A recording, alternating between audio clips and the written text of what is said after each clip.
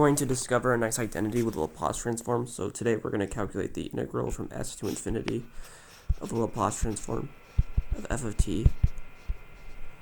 And then we're going to plug in x instead of s dx. So in the Laplace, we're going to replace s to x. So we're going to use the definition of Laplace. So that would be the integral from 0 to infinity of f of t. Instead of s, we're going to do e to the minus xt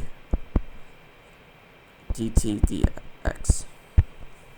So we can swap these around because they're both constants in the other variables. So we can say from 0 to infinity, s to infinity of f of t e to the minus xt dx dt. So this will be the integral from 0 to infinity of f of t. We can take the f of t out.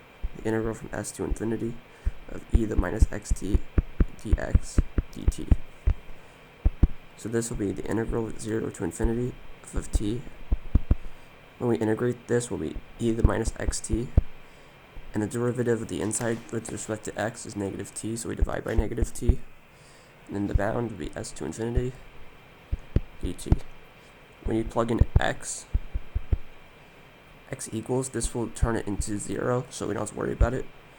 And then negative turn, the bottom bound will be negative, so it will be positive.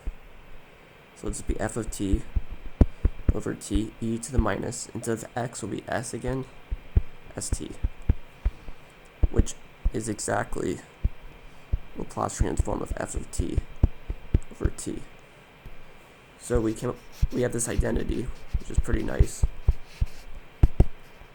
The Laplace transform of f of t over t is the integral from s to infinity of the Laplace transform of f of t, and then plug in x with respect to x. So this is the answer.